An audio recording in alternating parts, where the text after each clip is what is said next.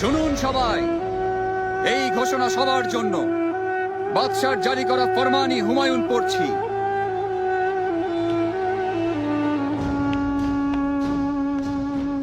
রমজানের এই পবিত্র মাসে আপনারা শুধু মুনাফার কথা না ভেবে আল্লাহ তাআলার সন্তুষ্টি অর্জনের লক্ষ্যে কাজ করুন।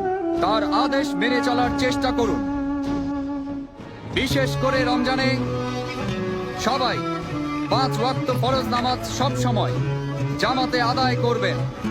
তারাবির সময় সাম্রাজ্যের নিরাপত্তা প্রহরী ছাড়া বাদ বাকি সবাই এশার নামাজ পড়ার পর দোকান খুলে না বসে রমজানের রহমত অর্জন করার জন্য তারাবির নামাজ পড়তে যাবে।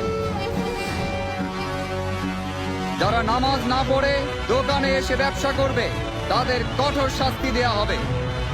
প্রত্যেক মুসলমান ব্যক্তির নামাজ ও রোজা পালন করা সবচেয়ে বড় দায়িত্ব। এই পবিত্র মাসে 5 ওয়াক্ত নামাজ জামাতে পড়ার জন্য আপনারা সবাই মসজিদে যাবেন। বায়াজিদ মসজিদের ময়দানে ইবাদত করতে আসা মহিলাদের আশেপাশে ঘোরাঘুরি করলে বা কোনো ক্ষতি করলে অথবা কোনো বেয়াদবি করলে কঠিন শাস্তি পেতে হবে। মহিলারা নামাজ পড়ার জন্য এবং ওয়াজ শুনতে যথাসময়ে উপস্থিত হবেন। নামাজের সময় ব্যতীত মসজিদ প্রাঙ্গণে মহিলাদের আনাগোনা একেবারে নিষিদ্ধ করা হলো।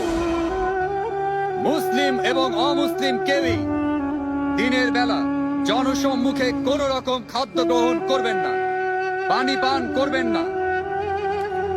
রাতের বেলা বিনা প্রয়োজনে ঘোরাঘুরি করা একেবারে নিষেধ।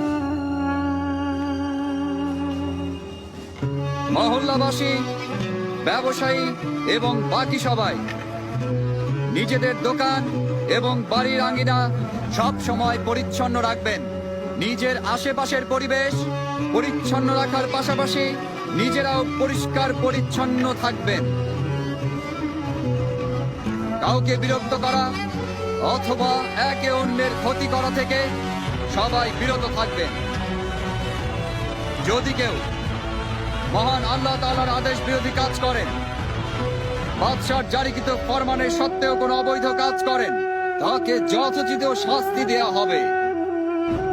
ধর্ম, শিষ্টাচার, নিষ্ঠা ছেড়ে যারা অভদ্র বা অন্যায় আচরণ করবেন এবং যারা মহান আল্লাহর হুকুম ছেড়ে হালাল ও হারামে কোন রকম ভেদাভেদ না করে জনসম্মুখে খাদ্য গ্রহণ করবেন, তাদেরকে গ্রেফতার করে আইন অনুযায়ী শাস্তি প্রদান করা হবে।